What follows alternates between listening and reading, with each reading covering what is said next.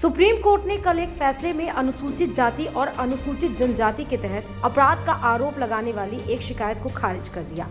Supreme court का कहना है कि यह कानून और न्यायालय की प्रक्रिया का दुरुपयोग है, जिसे बिल्कुल भी बर्दाश्त नहीं किया जा सकता।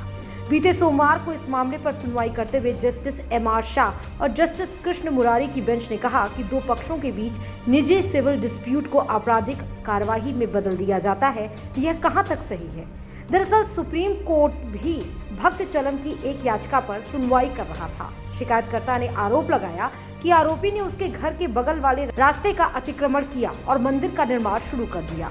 वहीं दूसरी तरफ मंदिर के संरक्षकों ने भक्त चलम के खिलाफ यह आरोप लगाते हुए शिकायत दर्ज कराई कि उसने घर बनाने के नियमों का उल्लंघन किया और ग्राउंड और फर्स्ट फ्लोर पर अनाधिकृत निर्माण कर रहा है, जिसके जवाब में पी भक्त चलम ने शिकायत दर्ज कराई थी। आपको बता दें कि इसी मामले में पहले सुनवाई करते हुए एग्मोर की एक मजिस्ट्रेट अदालत ने आरोपी व्यक्ति को समन भेजा, जो पहले से ही SC/ST एक्ट अधिनियम के कई प्रावधानों का उल्लंघन कर रहा था।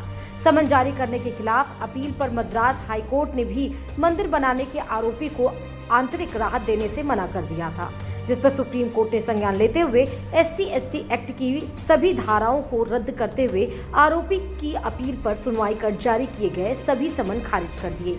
सुप्रीम कोर्ट का कहना है कि यह कानून की प्रक्रिया का दुरुपयोग है। जजमेंट लिखते हुए जस्टिस एम.आर. शाह ने कहा कि ऐसा लगता है कि दो पक्षों के बीच निजी सिविल डिस्प्यूट आपराधिक कार्रवाई में परिवर्तित हो चुका है और अनुसूचित जाति अनुसूचित जनजाति अधिनियम 1989 की धारा 3(1)V और V(A) के तहत अपराधों के लिए आपराधिक कार्यवाही की शुरुआत करना और कुछ नहीं बल्कि कानून की प्रक्रिया का दुरुपयोग है।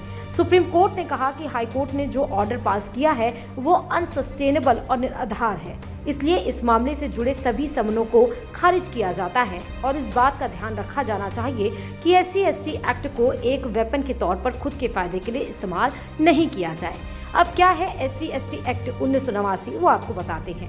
दरअसल SC/ST एक्ट पर हो रहे अत्याचारों के विरुद्ध 1989 में एक एक्ट लाया गया था, जिसे अत्याचार और घृणा अपराधों को रोकने के लिए भारत की संसद द्वारा पारित किया गया था। इस एक्ट को लोकप्रिय रूप से SC/ST एक्ट या POA या केवल अत्याचार अधिनियम के रूप में जाना जाता है।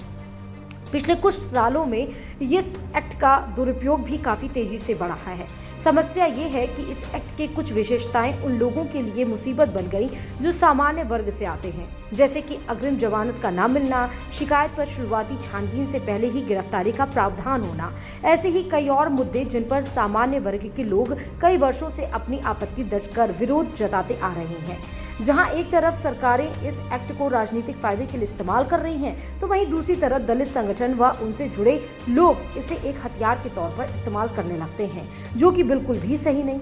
कुछ ही दिनों पहले उत्तराखंड के टिहरी में जमीनी विवाद के मामले में एक 6 साल के बच्चे को उसके माँ बाप के साथ जेल भेज दिया गया था। तो ये है पूरी हकीकत। दैनिक भास्कर के लिए कुशाग्र उपाध्याय की रिपोर्ट।